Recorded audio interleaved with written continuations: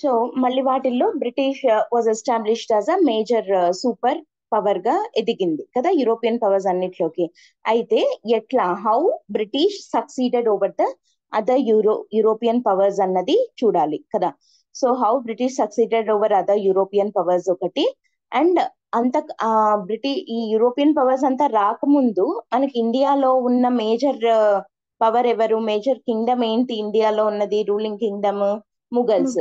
So ఇప్పుడు ఆ Mughals యొక్క డిక్లైన్ ఎలా అయింది, how Europeans rose to power, దాంట్లో పర్టికులర్ గా మళ్ళీ బ్రిటిష్ ఎలా ఎదిగింది అంత పెద్ద సూపర్ పవర్ గా అనేది ఇప్పుడు మనం డిస్కస్ చేస్తున్నాం.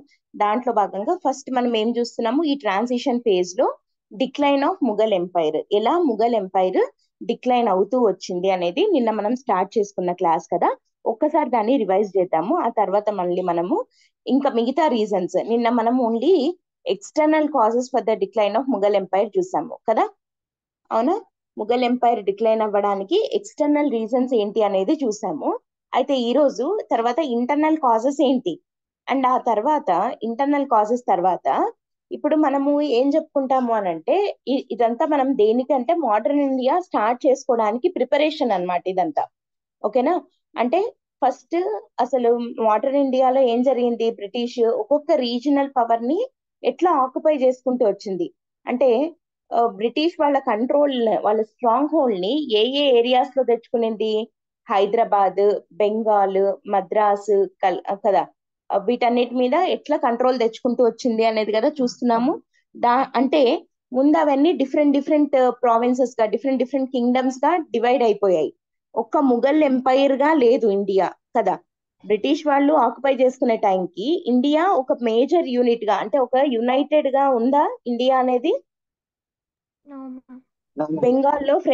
బెంగాల్లో బ్రిటిష్ ఉన్నారు, మద్రాస్ లో ఫ్రెంచ్ హోల్డ్ ఉన్నింది కొన్ని రోజులు, ఆ తర్వాత అదేంటి బాంబేలో ఒకరు ఉన్నారు, అట్లా ఉన్నింది కదా. అట్లా డిఫరెంట్ డిఫరెంట్ గా ఉన్నింది. అట్లా ఎందుకు అయిపోయింది, ఎందుకు ముఘల్ అంత పెద్ద ఎంపైర్ గా ఉన్న ముఘల్ అట్లా ఎందుకు డిసింటిగ్రేట్ అయ్యింది అనేది చూడాలి కదా. సో కాబట్టి ఫస్ట్ మనం ఆ ఫేజ్ ని మనం డిస్కస్ చేసినట్టయితే దెన్ మనకి బ్రిటిష్ వాళ్ళు ఎట్లా వాళ్ళ ఒక్కొక్క దాన్ని ఆక్యుపై చేసుకుంటూ వచ్చారు అనేది తెలుస్తుంది కదా. సో ఇప్పుడు డిక్లైన్ ఆఫ్ ముఘల్ ఎంపైర్ అనేది చూస్తే మనము ఆల్రెడీ డిస్కస్ చేసాము. జస్ట్ ఒకసారి నేను ఫాస్ట్ గా రివిజన్ చేసేస్తాను. ఇక్కడ మనం ఒకటే పారాగ్రాఫ్ లో మొత్తం చెప్పుకున్నాం కదా, గుర్తుందా ఇది. ఒక చిన్న పారాగ్రాఫ్ లో అంటే మీరు ఆన్సర్ రైటింగ్ అనే దాంట్లో మీరు ఎట్లా ఉండాలి, అవసరమైతే ఒక దాని మీదనే ఒక పెద్ద ఆన్సర్ రాసేంత, అంటే ఒక 200 వర్డ్స్ రాసేంత అయినా మీ దగ్గర కంటెంట్ ఉండాలి. ఆర్ అదర్వైజ్ దాన్ని మొత్తం కన్సైజ్ చేసేసి ఒక 2-3 లైన్స్ లో రాసేలాగా కూడా ఉండాలి. ఇప్పుడు decline of Mughal empire by external reasons ఏమున్నాయి అని అంటే 3 లైన్లలో మనం రాసేయచ్చు. ఏంటవి, by 1739 Delhi was invited by ఎవరు,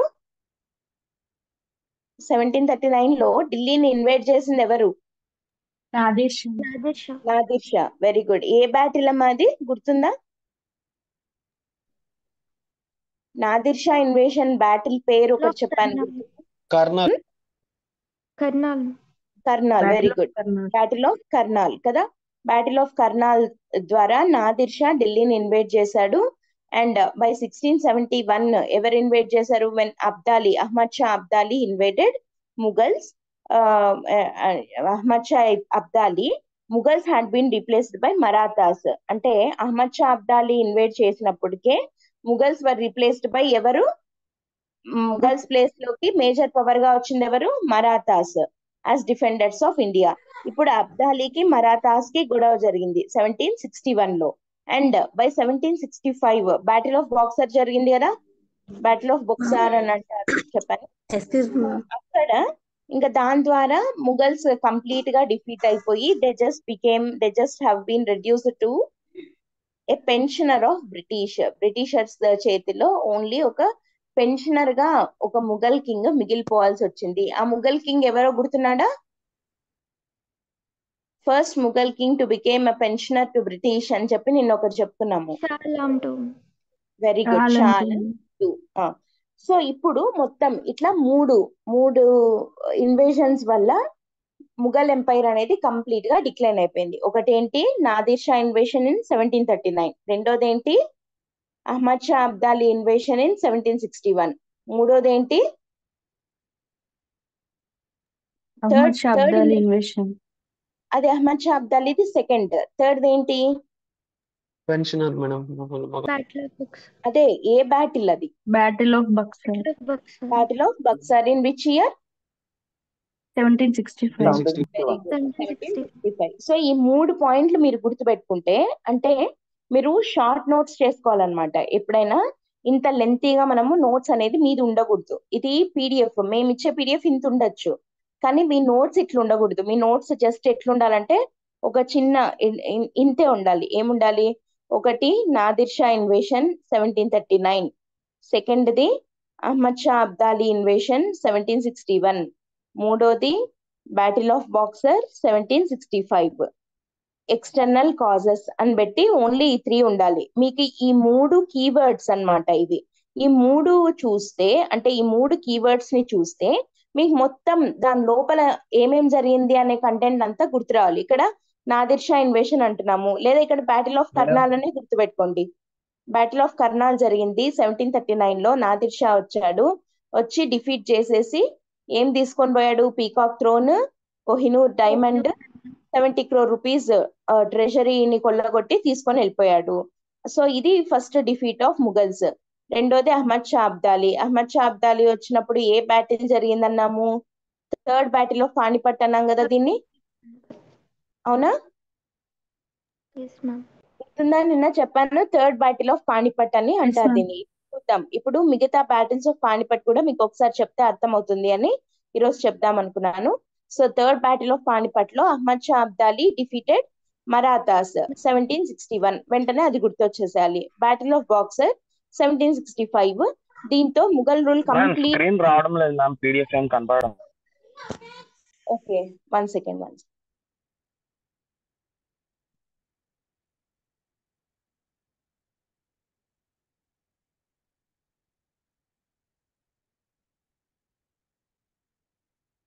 ఇప్పుడు okay, okay ma'am. Okay. So 17 ఇప్పుడు కనపడుతుందా షార్ట్ నోట్స్? జస్ట్ ఇట్లా సింపుల్ గా చేసేసుకోండి. 1739 లో ఒక ఇంతే ఉండాలన్నమాట. 1739 battle of Karnal, 1761 A battle, Third third Battle of battle of Panipat. Panipat, 1765 battle of boxer. ఇంతే. ఈ జస్ట్ ఇది ఒక్కటి చూస్తే మీకు మొత్తం లోపల ఉన్న కంటెంట్ అంతా గుర్తు రావాలన్నమాట. ఇప్పుడు అవేంటి, ఫస్ట్ ది ఒక్కొక్కటిగా చూస్తున్నాం కదా. 1738-39 మధ్య నాదిర్ షా ఇన్వేడెడ్ ఇండియా. అప్పుడు ఏమేమి ఏరియాస్ ఇన్వైట్ చేశాడు, Lahore, Kabul, Karnal. And he took away Kohinoor diamond, peacock throne, 70 crore rupees తీసుకెళ్లిపోయాడు. ఇది ఫస్ట్ ది అయిపోయింది. నెక్స్ట్ 1748-67 మధ్య third battle of Panipat, Ahmad Shah Abdali. ఇతను దుర్రానీ ఎంపైర్ కి చెందినవాడు కదా. సో ఇతన్ని ఏమంటారంటే అహ్మద్ షా దుర్రానీ అని కూడా అంటారనమాట. And he took over the Mughal Kings and he appointed their own officers and left in 1759. First వెళ్ళిపోయాడు, కానీ ఆ తర్వాత అతను ఆఫీసర్స్ ని పెట్టేసి వెళ్ళిపోయాడు. తర్వాత మళ్ళీ హీ కేమ్ బ్యాక్, ఎందుకంటే అప్పుడు మరాఠాస్ పవర్ లోకి వచ్చారు కదా.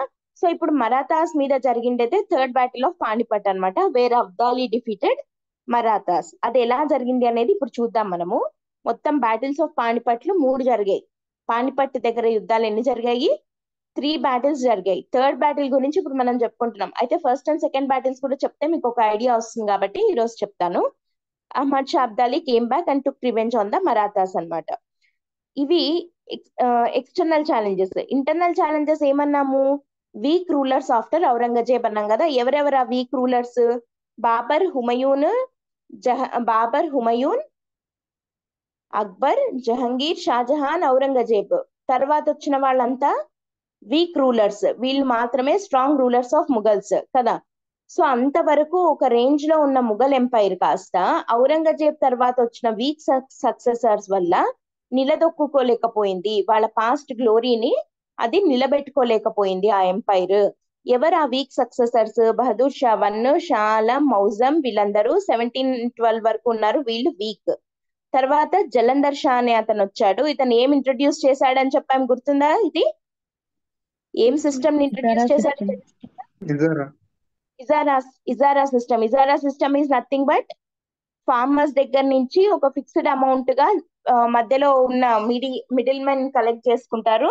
తర్వాత they are free to extract whatever they can from the peasants కదా. వాళ్ళు వాళ్ళకి ఇష్టం వచ్చినంత రైతుల దగ్గర నుంచి తీసుకోవచ్చు, కానీ ఒక ఫిక్స్డ్ అమౌంట్ ని రాజుకి ఇస్తారు. ఆ సిస్టమ్ ఏమంటారు? ఇజారా సిస్టమ్. నథింగ్ బట్ తర్వాత కాలంలో జమీందారీ సిస్టమ్ అని వచ్చింది కదా, అట్లాంటిదే అనుకోవచ్చు. అండ్ ఆ తర్వాత ఇతని కోర్టులో లాల్ కన్వర్ అనే ఒక డాన్సర్ ఉంది, ఆమె ఇతన్ని డామినేట్ చేసేది, అంతా ఆమె చెప్పినట్టు నడిచేది. సో కాబట్టి దెబ్బతినింది. తర్వాత ఫరూక్ సియార్ అనే అతను ఏం చేశాడు? ఒక ఫర్మాన్ ని రిలీజ్ చేశాడు అని చెప్పుకున్నాం, గుర్తుందా? Yes, Farrukh ma'am. Siyar release the farman in which year? 1777 1717 లో ఫరూక్ సియార్ ఒక ఫర్మాన్ ని రిలీజ్ చేశాడు. దాని ద్వారా ఏంటంటే కస్టమ్స్ డ్యూటీ ఫ్రీగా బ్రిటిషర్స్ కి పర్మిషన్ ఇచ్చాడు. అంటే ఏంటి? ఎక్స్పోర్ట్స్ అండ్ ఇంపోర్ట్స్ డ్యూటీ ఫ్రీగా చేసుకోవచ్చు బ్రిటిషర్స్, అవునా, బెంగాల్ నుండి కదా. సో దాని వల్ల ఏమైంది? ఫరూక్ సియార్ కి కస్టమ్స్ డ్యూటీ రావట్లేదు. అప్పుడు ఏమవుతుంది? ట్రెజరీలో డబ్బులు తగ్గుతాయా తగ్గవా? ట్రెజరీ తగ్గిపోతుంది. Yes, ma'am. తగ్గిపోయింది. తర్వాత ఏమైంది? ఫరూక్ సియార్ ని అతన్ని ఎవరైతే థ్రోన్ మీద కూర్చోబెట్టారో వాళ్ళే మళ్ళీ అతన్ని చంపేశారు. సో ఫరూక్ సియార్ అయిపోయింది. తర్వాత రోషన్ అఖ్తర్ లేదా మొహమ్మద్ షా అని అంటారు. ఇతన్ని ఇంకేమని పేరుతో పిలుస్తారు? Rangila. రంగలీలా అని ఎందుకంటారంటే అతను చాలా లగ్జూరియస్ లైఫ్ స్టైల్ ని ఎంజాయ్ చేసేవాడు. ప్రజలు, పరిపాలన ఇవన్నీ పక్కన పెట్టేసి ఓన్లీ విలాసాలు అట్లా ఉండేవాడు. సో కాబట్టి అతన్ని రంగలీలా అని అంటారు. తర్వాత నిజాముల్ ముల్క్ అనే అతని హెల్ప్ తీసుకొని ఇతను ఫరూక్ సియార్ ఎవరైతే చంపారో సయీద్ బ్రదర్స్, వాళ్ళని ఇతను చంపేశాడు. ఈ నిజాముల్ ముల్క్ అనే అతను ఎవరు? He founded independent state of Hyderabad in 1724. ఇతని టైంలో ఇండిపెండెంట్ స్టేట్స్ ఫామ్ అయ్యాయి. వీటిని సక్సెసార్ స్టేట్స్ ఆఫ్ ముఘల్ ఎంపైర్ అంటారు. అంటే వీళ్ళు ఏంటంటే ముఘల్స్ కి అంటే అప్పుడు వరకు అయితే విధేయులుగానే ఉన్నారు, సక్సెసార్ స్టేట్స్ గా ఫామ్ అయ్యారు. ఏంటి ఆ 3 స్టేట్స్ ఏవి అని అంటే, ఒకటి హైదరాబాద్, రెండోది బెంగాల్, మూడోది అవధ్. హైదరాబాద్, బెంగాల్, అవధ్, ఈ మూడింటిని ఏమంటాం మనము? సక్సెసార్ స్టేట్స్ ఆఫ్ ముఘల్స్ అని చెప్పి అంటాం అనమాట. హైదరాబాద్ వచ్చి 1724 లో ఫామ్ అయింది, బెంగాల్ వచ్చి 1717 లో, అవధ్ వచ్చేసి 1722 లో. సో ఇవి ఆర్డర్ లో పెట్టమనైనా అడగచ్చు, క్రోనలాజికల్ ఆర్డర్ లో అడుగుతుంటారు కదా మనకి హిస్టరీలో క్వశ్చన్స్ ప్రిలిమ్స్ లో. సో అట్లా అడిగినప్పుడు ఫస్ట్ ఏది ఫామ్ అయింది చెప్పండి? ఫస్ట్ బెంగాల్ వాస్ ఫార్మ్డ్, అవునా? బెంగాల్ 1717 లో ఆ ఫర్మాన్ ఇచ్చిన తర్వాత. సెకండ్ వచ్చేసి అవధ్ వచ్చేసి ఎప్పుడు? 1722. థర్డ్ వచ్చేసి హైదరాబాద్ 1724 లో. బెంగాల్ ఫార్మేషన్ కి మెయిన్ కారణం, ఇండిపెండెంట్ గా బెంగాల్ ఫామ్ అవ్వడానికి రీజన్ ఎవరు? ముర్షీద్ కులీ ఖాన్. అవధ్ వచ్చేసి సాదత్ ఖాన్. థర్డ్ హైదరాబాద్ వచ్చేసి నిజాముల్ ముల్క్ అంటున్నాం కదా. యాక్చువల్ గా ఇతని పేరు నిజాముల్ ముల్క్ కాదు, ఓకే. నిజాముల్ ముల్క్ అనేది అతనికి ఉన్న ఒక బిరుదు లాంటిది, టైటిల్ లాంటిది. మరి అతని పేరేంటి? నిజాముల్ ముల్క్ పేరు అంటే చిన్ కిలిచ్ ఖాన్. ఏం పేరు అతని పేరు? చిన్ కిలిచ్ ఖాన్. ఓకే, అర్థమవుతుందా? చిన్ కిలిచ్ ఖాన్ అతని ఒరిజినల్ పేరు, నిజాముల్ ముల్క్ అనేది అతని టైటిల్ అన్నమాట. సో ఈ చిన్ కిలిచ్ ఖాన్ అనే అతను ఏం స్టేట్ ని ఫౌండ్ చేశాడు? Hyderabad. Year? In which year Hyderabad state was founded? 1724. Okay. So ఇట్లా జరుగుతూ వచ్చింది. అండ్ తర్వాత ఈ బ్యాటిల్ ఆఫ్ కర్నాల్ ఉంది కదా, నాదిర్ షా నాదిర్ షా ఏం చేశాడు, ముఘల్ ఆర్మీని డిఫీట్ చేశాడు. And Kohinoor diamond, peacock throne, 70 crore rupees డబ్బులు, అండ్ దాంతో పాటు ఇండస్ రివర్ కి వెస్ట్ వైపు ఉన్న దాన్నంతా పర్షియన్ ఎంపైర్ లోకి కలిపేసుకున్నాడు ఇండియా నుండి. ఇండస్ రివర్ కి వెస్ట్ వైపు ఉన్న ఏరియాస్ అంటే ఏవి? ప్రెసెంట్ డే పాకిస్తానే కదా. Indus river flows through India, Pakistan రెండు. India and Pakistan. Indus river చెప్పండి. ఇండస్ రివర్ ఆరిజినేటింగ్ ప్లేస్ ఏది ఐడియా ఉందా?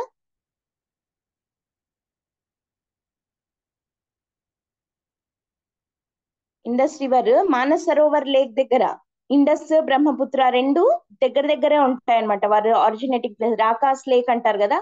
సో అక్కడ ఆరిజినేట్ అయ్యి ఇండియా గుండా పాకిస్తాన్ కి వెళ్ళి అక్కడ అరేబియన్ సీలో కలుస్తుంది ఇండస్ రివర్ కదా.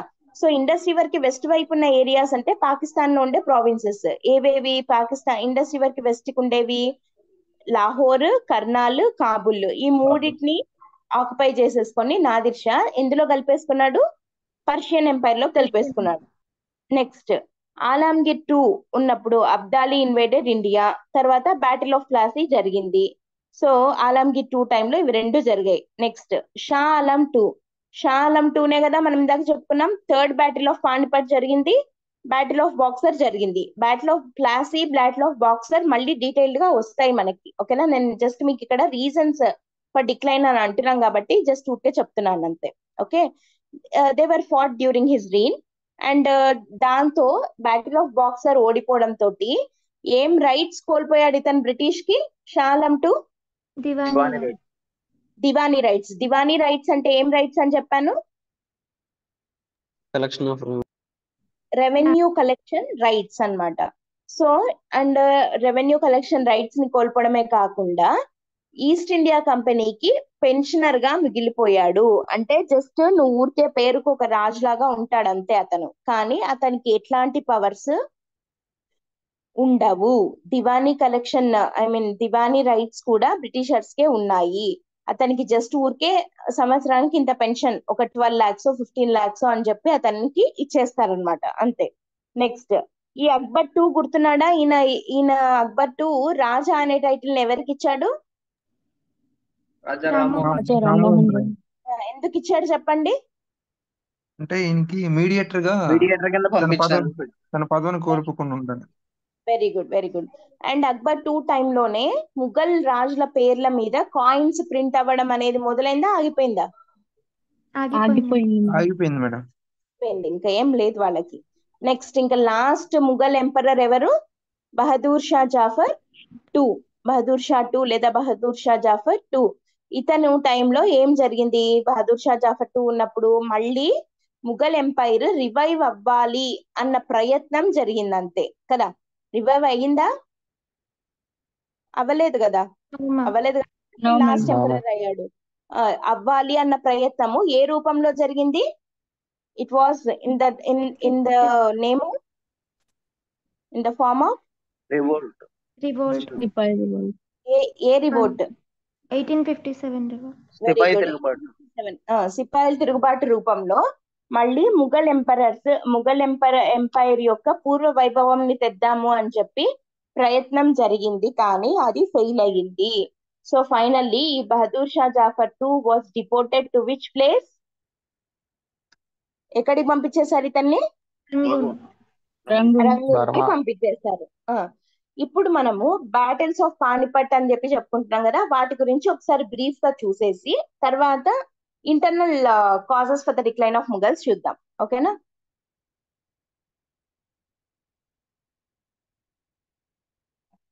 Yeah, first battle of Panipat. మొత్తం ఎన్ని బ్యాటిల్స్ జరిగాయన్నాము?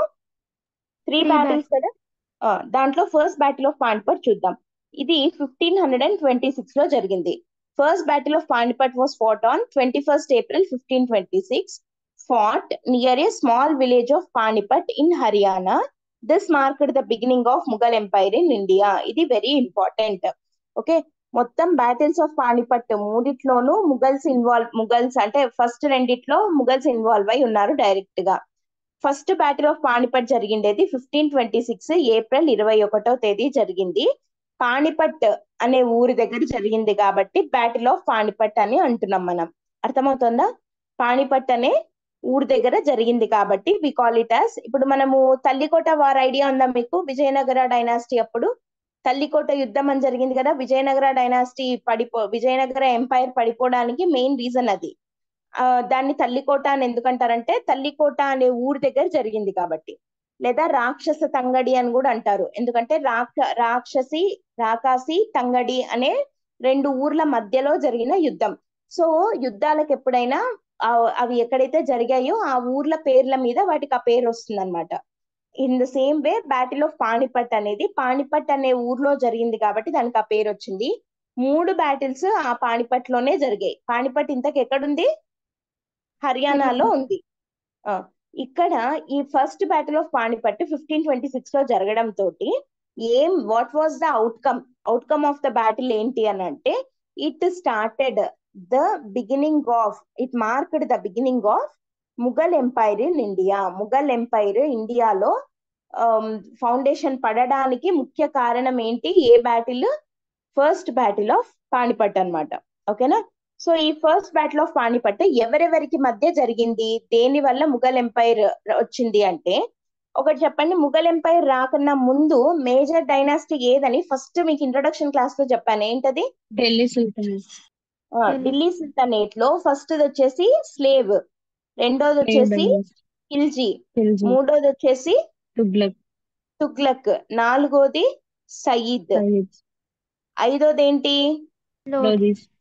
లోదీస్. ఈ లోదీస్ లో last ruler second Ibrahim Lodi. ఈ ఇబ్రహీం లోది రూల్ చేస్తున్న టైంలో ఎవరి రూపంలో ఈ ఢిల్లీ సుల్తానేట్ కి థ్రెట్ వచ్చింది? In the name of Zahiruddin Babur. అతని బాబర్ పేరేంటి? జహీరుద్దీన్ బాబర్ అనే అతను ఈ ఇబ్రహీం లోది మీద దాడి చేయడం జరిగింది. ఓకేనా? సో అదే ఫస్ట్ బ్యాటిల్ ఆఫ్ పానిపట్. దాంట్లో ఇబ్రహీం లోడి ఓడిపోవడంతో ఢిల్లీ సుల్తానేట్ కంప్లీట్ గా ఎండ్ అయిపోయి ఇండియాలో ఎవరి రూల్ మొదలైంది? ముఘల్ సామ్రాజ్యం స్థాపన జరిగింది with the first battle of Panipat. క్లియరా? The battle was fought between the invading forces of Zahiruddin Babur and the last empire of Delhi Sultanate, Lodi Empire, during the rule of Ibrahim Lodi. ఓకేనా? So ఇప్పుడు ఈ యుద్ధం ఎలా జరిగింది చూడండి. చాలా ఇంట్రెస్టింగ్ గా ఉంటుంది అండ్ వెరీ ఇంపార్టెంట్ కూడా. ప్రిలిమ్స్ పాయింట్ ఆఫ్ వ్యూలో దీని మీద 2 క్వశ్చన్స్ వచ్చాయి 2 సార్లు. ఓకే, ఒకటి వచ్చేసి బ్యాటిల్స్ ఎవరెవరి మధ్య అన్నది మ్యాచ్ ద ఫాలోయింగ్ లాగా ఒకసారి అడిగారు. అంటే ఇన్కరెక్ట్లీ మ్యాచ్డ్ పేర్స్ అట్లా అడుగుతారు కదా, అట్లా అడిగారు. ఇంకోటి వెరీ ఇంట్రెస్టింగ్ పాయింట్, ఒకటి ప్రిలిమ్స్ లో వచ్చింది, ఇంకోటి మెయిన్స్ లో వచ్చింది. ఇదొక్క టాపిక్ మీద, బ్యాటిల్స్ ఆఫ్ పానిపట్ మీద. సో కొంచెం జాగ్రత్తగా వినండి. ఈ వార్ ఎలా జరిగింది అని అంటే Babur forces numbered around 15,000 men with 20 to 24 pieces of field artillery. Babur దగ్గర ఎంతమంది సైన్యం ఉన్నారంటున్నారు? 15,000 మంది మాత్రమే. అర్థమవుతుందా? క్లియరా? క్లియర్ ఆర్ మెల్లగా చెప్పాలా ఏంటి? ఓకే. బాబర్ ఫోర్సెస్, బాబర్ దగ్గర ఎంతమంది ఉన్నారు? కేవలం 15,000 మంది మాత్రమే ఉన్నారు. మరి ఇబ్రహీం లోడి కదా ఆపోజిట్ పార్టీ, అతని దగ్గర ఎంతమంది ఉన్నారు? The fighting force of Ibrahim Lodi was around ఎంతమంది చెప్పండి? 30,000 to 40,000 men in total, along with at least 1,000 war elephants ఉన్నాయి ఎవరి దగ్గర? ఇబ్రహీం లోడి దగ్గర. ఓకే, కానీ అంటే 15,000 మంది బాబర్ దగ్గర ఉంటే 30,000 to 40,000 మంది ఇబ్రహీం లోడి దగ్గర ఉంటే మామూలుగా అయితే ఎవరు గెలిచిండాలి? ఇబ్రహీం లోడి. ఎవరి దగ్గర సైన్యం పెట్టుకుంటే వాళ్ళే కదా గెలుస్తారు. ఇబ్రహీం లోడి గెలిచి ఉండాలి, కానీ గెలిచింది ఎవరు అంటున్నాము? బాబర్. ఎందుకు అట్లా జరిగింది? బికాస్ బాబర్ యొక్క టెక్నిక్స్ అన్నమాట, బాబర్ యొక్క టాక్టిక్స్ వల్ల బాబర్ యుద్ధాన్ని గెలిచాడు. Even though Ibrahim Lodi outnumbered the army, outnumbered the soldiers than Babur, కానీ గెలిచిందేది ఎవరు అంటే బాబరే, because of his war tactics. ఏంటా వార్ టాక్టిక్స్ అనే దాని మీద ఒకసారి క్వశ్చన్ వచ్చింది. Babur's army used guns which proved to be decisive in the battlefield. But the Sultan locked any field artillery. Artillery అనేది ఇక్కడ ఏమంటున్నాం మనము, లోడీ దగ్గర 30,000 to 40,000 మెన్ ఉన్నారు, 1000 వార్ ఎలిఫెంట్స్ ఉన్నాయి, కానీ ఏం లేదు, ఆర్టిలరీ. ఆర్టిలరీ లేదు. ఆర్టిలరీ లేదు, గన్స్ అట్లాంటివి లేవన్నమాట ఇబ్రహీం లోడి దగ్గర. ఈయన దగ్గర ఇంకా పూర్వకాలం వాళ్ళలాగే ఏనుగులు, గుర్రాలు ఈ టైప్ ఉన్నాయి. కానీ బాబర్ దగ్గర ఏముంది, మనుషులు తక్కువ ఉన్నా కానీ దగ్గర ఏమున్నాయి, ఆర్టిలరీ. ఆర్టిలరీ ఉంది. సో అతను బాబర్ గెలవడానికి అది మెయిన్ రీజన్ అయ్యింది. అండ్ ఇంకోటి చూడండి, moreover the sound of the cannons used by Babur's army frightened Lodi's elephants causing them to trample Lodi's own men. ఇప్పుడు ఎలిఫెంట్స్ ఏం తక్కువ కాదు కదా, 1000 ఉన్నాయి వార్ ఎలిఫెంట్స్. అది కూడా ఇట్లాంటివి కాదు, ట్రైన్డ్ ఎలిఫెంట్స్ 1000 ఉన్నాయి. మరి 1000 ఎలిఫెంట్స్ ఉంటే ఎందుకు ఓడిపోయాడు ఇబ్రహీం లోడి అని అంటే, బాబర్ దగ్గర కెనాన్స్, ఫిరంగులు అంటారు కదా, ఆ ఫిరంగులు చేసే ఆ సౌండ్ వల్ల ఎలిఫెంట్స్ భయపడి ఇబ్రహీం లోడి ఓన్ సైన్యం మీదనే, అంటే ఇప్పుడు అవి భయపడి ఎలా అంటే అలా పరిగెత్తి వెళ్ళిపోతూ ఉంటాయి కదా, అవునా, ఎలిఫెంట్స్ కి సౌండ్ పడవు కదా, సౌండ్స్ వస్తే అవి భయపడి ఎలా అంటే అలా వెళ్ళిపోతాయి కదా. సో అట్లా వెళ్ళిపోవడంలో తన ఓన్ ఆర్మీనే చాలా చనిపోయింది, వాటి వల్లనే ఇబ్రహీం లోడి ఆర్మీ చనిపోయారు. సో బాబర్ టాక్టిక్స్ చూద్దాం. The weapons were not at all. It was Babar tactics of Tulugma and Araba that led him to victory. ఇది వెరీ ఇంపార్టెంట్ పాయింట్. ఇప్పుడు మనం ఏమన్నాం ఇందాక, బాబర్ దగ్గర గన్ పౌడర్ ఉంది, కెనాన్స్ ఉన్నాయి, దాని వల్ల బాబర్ గెలిచాడు అని అన్నాం, అవునా అవునా Yes, ma'am. కాదా? అవి ఎవరి దగ్గర ల్యాకింగ్, ఇబ్రహీం లోడి దగ్గర లేవు, బాబర్ దగ్గర అవి ఉన్నాయి, అందువల్లే గెలిచాడు అని. కానీ actual reason was not that, it was Babur tactics. The weapons were not at all. అంటే వెపన్స్ వల్ల కాదు బాబర్ గెలిచింది దేని వల్ల, బాబర్ యొక్క వార్ టాక్టిక్స్ వల్ల. ఏంటా వార్ టాక్టిక్స్ అంటే అతను ఫాలో అయిన పద్ధతులు రెండు.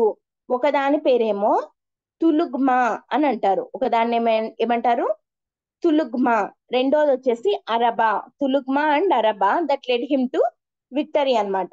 తులుగ్మా అంటే ఏంటి, అరబా అంటే ఏంటి చూద్దాం. తులుగ్మా అంటే ఏంటి అంటే, ఈ టర్మ్స్ అనేవి చాలా ఇంపార్టెంట్. తులుగ్మా, అరబా, ఇది తులుగ్మా అంటే ఏంటంటే, it meant dividing the whole army into various units like left, right and centre. ఇప్పుడు ఆర్మీ ఇప్పుడు ఎంతమంది ఉన్నారన్న బాబర్ దగ్గర 15,000 మంది ఉన్నారు కదా, వీళ్ళల్లో ఒక 5,000 మందిని ఇటు, ఒక 5,000 మందిని రైట్ కి, ఒక 5,000 మందిని సెంటర్ లో, ఇట్లా ప్రాపర్ గా డివైడ్ చేశాడు అనమాట. లెఫ్ట్, రైట్, సెంటర్ అని చెప్పి ఇట్లా 3 విభాగాలుగా ఆర్మీని బాబర్ డివైడ్ చేశాడు, అది తులుగ్మా.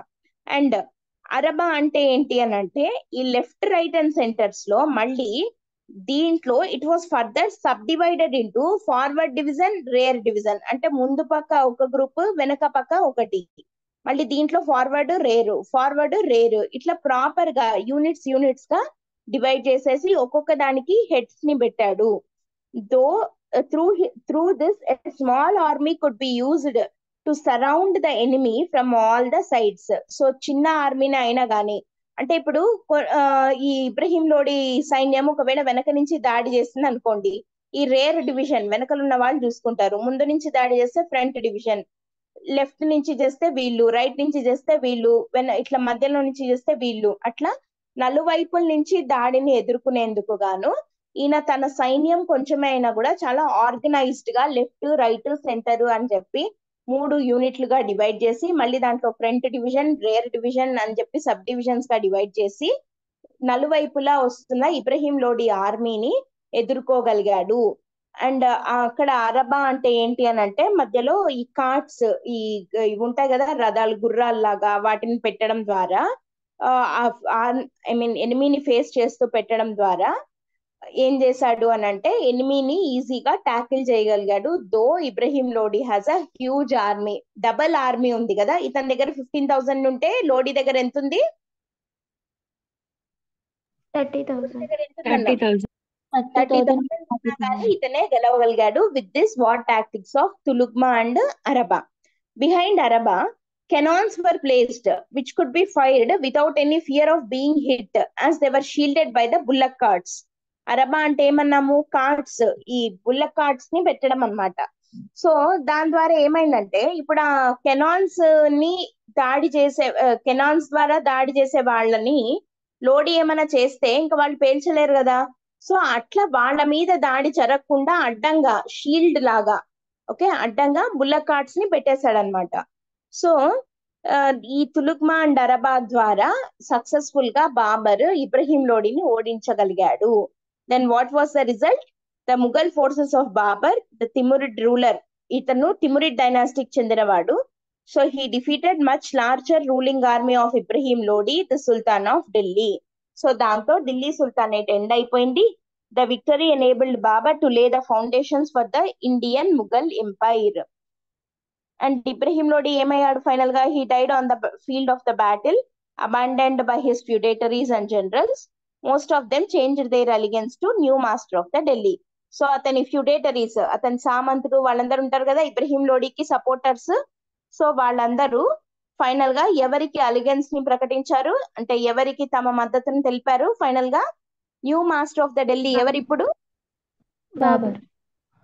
బాబర్ వైపుకి వెళ్ళిపోయారనమాట. However, the fate could have been turned in favor of Sultan Ibrahim if he had survived another hour of fighting, as Babar had no reserves left and his troops were rapidly tiring. ఒక్క 1 hour గనక, ఇంకొక గంట 2 గంటలు గనక Ibrahim Lodi survive అవ్వగలిగింటుంటే history could be something else. ఎందుకంటే బాబర్ దగ్గర ఉన్న రిసోర్సెస్ ఇంకా అప్పటికే ఎగ్జాస్ట్ అయిపోవచ్చాయి. అండ్ బాబర్ యొక్క ఆర్మీ చాలా కొంచెము అని అన్నాం కదా, అట్లా డివైడ్ అయిపోయి తీవ్రంగా పోరాడారు కాబట్టి వాళ్ళు టైర్డ్ అయిపోయారు. సో మేబీ ఇబ్రహీం లోడి ఇంకొద్దిసేపు కనుక ఓడ్చుకొని గనక ఉండుంటే ఢిల్లీ సుల్తానేటే ఇండియాలో కంటిన్యూ అయ్యేదేమో, అసలు ముఘల్ డైనాసిటీ అనేదే ఇండియాలోకి వచ్చేది కాదేమో. Okay, or at least first battle of Panipat వరకు అయితే వచ్చేది కాదు. మేబీ బాబర్ మళ్ళీ వెళ్ళి తిరిగి పుంజుకొని మళ్ళీ వచ్చింటే చెప్పలేం కానీ అప్పటికైతే ఇబ్రహీం లోడి ఓడిపోయేవాడు కాదేమో అని అంటున్నాం అనమాట. ఓకే, సో ఇక్కడ very very very important point and previous question ఇది చాలా ఇంపార్టెంట్. ఏంటది అని అంటే, this was one of the earliest battles involving gun powder, fire arms and field artillery. ఇది యూపీఎస్సీ ప్రిలిమ్స్ లో అడిగిన క్వశ్చన్ ఇది. ఓకే, ఏ బ్యాటిల్ లో for the first time gun powder was used అని చెప్పి ఒకసారి అడిగారు. ఏ బ్యాటిల్ లో వాడారు గన్ పౌడర్ ని for the first time? First battle of Panipat. First battle of Panipat లో ఫస్ట్ టైం వాడారు. అది ఒక పాయింట్, ఒకసారి అడిగారు. ఇంకోసారి ఎట్లా అడిగారు అని అంటే, ముఘల్ రూల్ ఇండియాలోకి రావడం వల్ల ఇండియాలో ఇంట్రడ్యూస్ అయిన కొన్ని అని చెప్పి ఇచ్చారనమాట. అంటే ఇండో ఇస్లామిక్ ఆర్కిటెక్చర్ అని అట్లా, అంటే ముఘల్స్ ఇండియాని రూల్ చేయడం వల్ల ఇండియాకి వచ్చిన ఎలిమెంట్స్ ఏవేవి అని. దాంట్లో ఇంట్రడక్షన్ ఆఫ్ గన్ పౌడర్ అని ఉంది. కరెక్టా కాదా? Yes ma'am. అవునా కాదా? ఇంట్రొడక్షన్ ఆఫ్ గన్ పౌడర్ దాన్ని ఇంట్రడ్యూస్ చేసినది ఎవరు? In the very first of Panipat which was the reason for the foundation of Mughal empire. బాబరే ఇంట్రడ్యూస్ చేశాడు కదా గన్ పౌడర్ ని. సో కాబట్టి సో క్వశ్చనింగ్ ఎట్లా ఉంటుంది అంటే హిస్టరీలో ఎలా ఉంటుంది, డైరెక్ట్ గా స్ట్రైట్ అవే క్వశ్చన్స్ ఉండవు, కొంచెం అనలిటికల్ గా ఉంటాయి అన్నమాట. కాబట్టి కొంచెం జాగ్రత్తగా పెట్టండి. గన్ పౌడర్ ని ఇంట్రడ్యూస్ చేసింది వాళ్ళే కాబట్టి, సో వాళ్ళ వల్ల ఇంట్రడ్యూస్ అయ్యింది అని అంటే అది కరెక్ట్ అవుతుంది. కాబట్టి ముఘల్స్ వల్ల ఏంటి గన్ పౌడర్ వాజ్ ఇంట్రడ్యూస్డ్ అని చెప్పచ్చు. అవునా కదా? Yes ma'am. ఇది first battle of Panipat. So ఇప్పుడు ఒకసారి చెప్పండి రఫ్ గా, ఫస్ట్ బ్యాటిల్ ఆఫ్ పానిపట్ ఎవరెవరికి మధ్య జరిగింది? ఇబ్రహీం లోడి, బాబర్. ఇబ్రహీం లోడి అండ్ బాబర్. దీంట్లో ఎవరు విన్ అయ్యారు? బాబర్. దాంతో ఎవరి డైనాసిటీ ఎండ్ అయింది? ముఘల్ ఎంపైర్ ఎండ్ అయిందా? ఢిల్లీ సుల్తానేట్ మొదలైంది ఇండియాలో. ముఘల్ రూల్ మొదలైంది. సో ఈవెన్ దో బాబర్ దగ్గర ఉన్న ఫోర్సెస్ తక్కువే అయినా కూడా ఇబ్రహీం లోడితో కంపేర్ చేస్తే, how could Babur succeed in this war? With Tugma and Arba. Because of his artillery. Very good. With his tactics. Artillery కాదు, ఆర్టిలరీ కన్నా ఎక్కువ ఆయన వార్ టాక్టిక్స్ వల్ల. ఇంకా వార్ టాక్టిక్స్ పేర్లు ఏం చెప్పాను? Tugma, Arba. Tulughma and araba were the war tactics of Babur. దాని వల్ల అతను సక్సీడ్ అవ్వగలిగాడు. నెక్స్ట్ ఇప్పుడు సెకండ్ బ్యాటిల్ ఆఫ్ పానిపట్ ఏంటి అనేది చూద్దాం. Second ma'am battle of Panipat. Yeah, ఇప్పుడు గన్ పౌడర్ ఫ్రమ్ అదే ఫీల్డ్ ఆర్టిల్లరీను గన్ పౌడర్ ఫ్రమ్ ఫైమం చేశారు కదా మేడం, అవి ఆయన ఓన్ గా తెచ్చుకున్నావా లేకపోతే ఏమైనా ఇంకోళ్ళ దగ్గర అదే టెక్నిక్స్ తెచ్చుకున్నావా లేదు, మేడం? అతనివే ఓన్ వే అవి. సరే. సెకండ్ బ్యాటిల్ ఆఫ్ పానిపట్ ఇది 1556 లో జరిగింది. ఫస్ట్ బ్యాటిల్ ఆఫ్ పానిపట్ ఎప్పుడు? 1526. సెకండ్ బ్యాటిల్ ఆఫ్ పానిపట్ 1556 లో. This was fought between. ఇది వచ్చేసరికి ఏం జరిగింది అని అంటే, బాబర్ అయిపోయాడా? ఫస్ట్ బాబర్ అయిపోయింది. బాబర్ తర్వాత ఎవరు వచ్చారు? Humayun. హుమయూన్. ఇప్పుడు ఈ సెకండ్ బ్యాటిల్ ఆఫ్ పానిపట్ వచ్చేసి హుమయూన్ తర్వాత ఎవరు వచ్చారు? Akbar. అక్బర్ కదా. ఈ హుమయూన్ కు అక్బర్ కి మధ్యలో కొన్ని రోజులు ముఘల్ రూల్ లేదు కదా, ఐడియా ఉందా? షేర్షా Yes, సూర్యన్. Suri. షేర్ షా సూర్, సూర్ డైనాసిటీకి చెందిన షేర్ షా అనే అతను, షేర్ షా సూర్ అని అంటాం మనము. ఇతను వచ్చాడనమాట. ఇతను హుమయూన్ ని డిఫీట్ చేసి షేర్ షా సూర్ అనే అతను ఇండియాని రూల్ చేయడం జరిగింది. He was a very good administrator కదా. షేర్ షా సూర్ చాలా రిఫార్మ్స్ ని తీసుకొని వచ్చాడు. మంచి అడ్మినిస్ట్రేటర్ ఇతను. ఇప్పుడు మనకు అతనితో అవసరం లేదు, మనం ఈ బ్యాటిల్ కి స్టిక్ ఆన్ అయిదాము. అయితే ఈ హుమయూన్ ఏం చేశాడంటే, షేర్ షా సూర్ చనిపోయిన తర్వాత షేర్ షా సూర్ సన్ రూల్ చేస్తున్న టైంలో మళ్ళీ హుమయూన్ వచ్చి అతన్ని డిఫీట్ చేసేసి మళ్ళీ హుమయూనే రాజయ్యాడు. హుమయూన్ వాస్ ఏమంటారు, ఇతను పట్టాభిషేకం 2 సార్లు జరిగింది. బాబర్ తర్వాత ఒకసారి, తర్వాత షేర్ షా సూర్ పోయిన తర్వాత మళ్ళీ అతను చనిపోయిన తర్వాత అతని కొడుకు రూల్ చేస్తున్న టైంలో మళ్ళీ వచ్చి ఇతను హుమయూన్ ఇరాన్ కి పారిపోతాడు షేర్ షా సూర్ తో భయపడి. ఆ తర్వాత మళ్ళీ అతను చనిపోయాడని తెలుసుకున్న తర్వాత వచ్చి అతని కొడుకుని చంపేసి హుమయూనే మళ్ళీ రాజయ్యాడు ఫైనల్ గా. కానీ పాపం ఏమైంది, అతను కింగ్ షేర్ షా సూర్ తర్వాత మళ్ళీ హుమయూన్ వచ్చాక ఏం జరిగింది, హుమయూన్ ఓన్లీ 1 year మాత్రమే రూల్ చేయగలిగాడు అనమాట. అన్ఫార్చునేట్లీ ఏం జరిగింది, వీళ్ళ ముఘల్ రూలర్స్ ఉన్నారు కదా, ఈ ముగ్గురు మేజర్ రూలర్స్ వీళ్ళు ముగ్గురు కదా, జహంగీర్, షాజహాన్, ఔరంగజేబ్ కన్నా కూడా Babur, Humayun, Akbar was very famous కదా. వీళ్ళల్లో ఇంట్రెస్టింగ్లీ ఈ ముగ్గురులో ఏ ఒక్కరు కూడా యుద్ధంలో చనిపోలేదు. ఐడియా ఉందా? Yes ma'am. జనరల్ గా రాజులు అంటే ఏదో పెద్ద యుద్ధం చేస్తూ చనిపోతారు కదా, కానీ వీళ్ళు ముగ్గురు యుద్ధంలో చనిపోలేదు.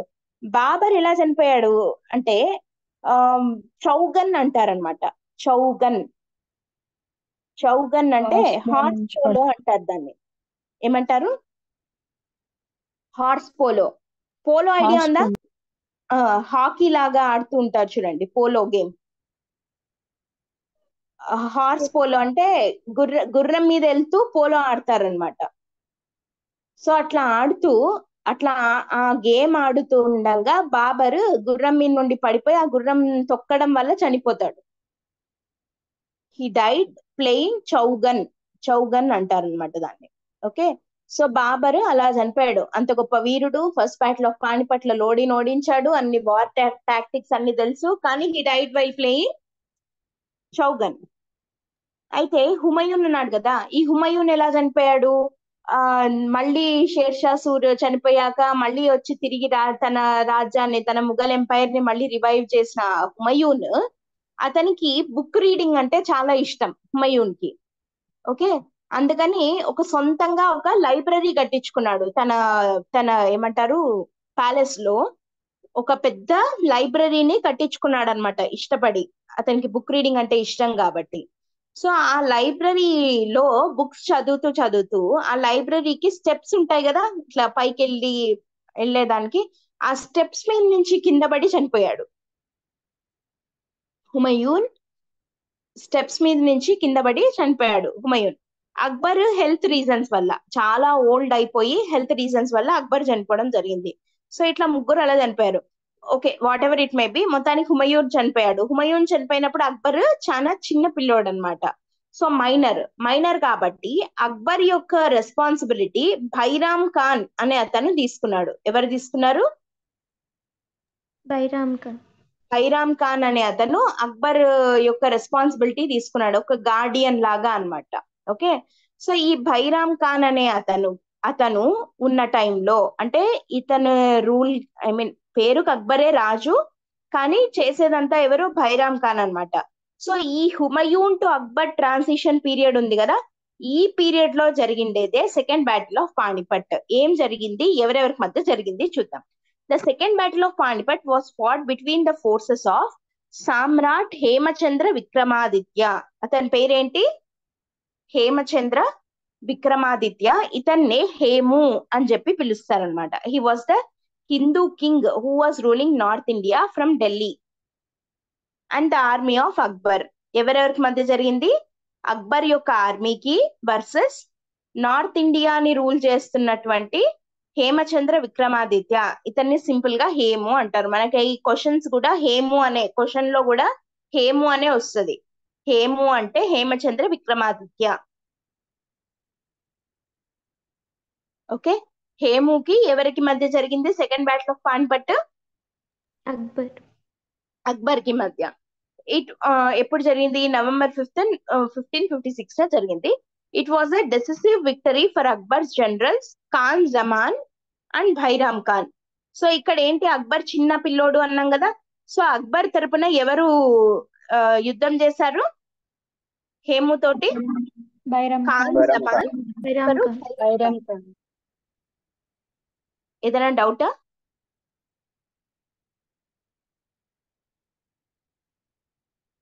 డౌటా? ఇందాకెవరో మేడం అన్నట్టున్నారు. ఏం లేదా? మేడం, హీము ఫ్రమ్ ఢిల్లీ అంటే అంతకు ముందు బాబరు వాళ్ళంతా ఢిల్లీని గెలుచుకుంటారా madam first? Okay, Babur Humayun ఉన్నారు, కానీ ఏమైందన్నాము? హుమయూన్ తర్వాత ఎవరు వచ్చారు? షేర్షా సూర్ వచ్చాడు కదా. షేర్షా సూర్ కి ఇతను లాయల్ గా ఉంటూ Hemu Delhi, I mean north ఇండియాలో కొంత పార్ట్ ని రూల్ చేసేవాడు. ఇప్పుడు ఈ హేముకి షేర్షా సూర్ సన్ కూడా సపోర్ట్ ఇచ్చాడనమాట ఇతనితోటి ఫైట్ చేయడానికి హుమయూన్ ఉన్న టైంలో. అర్థమవుతుందా? షేర్షా సూర్ ఎవరిని డిఫీట్ చేశాడు?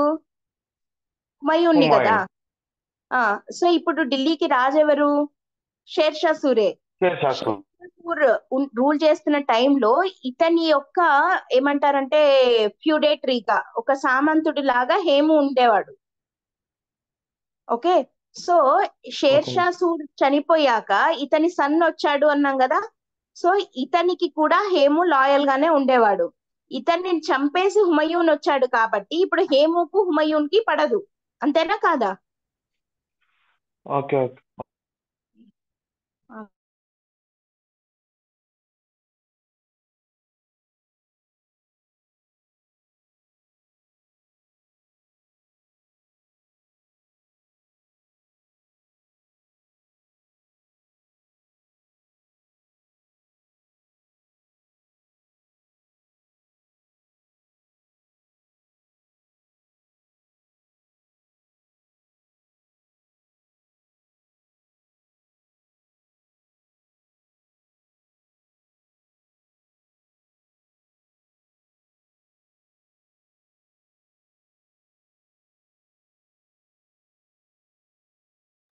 మేడం,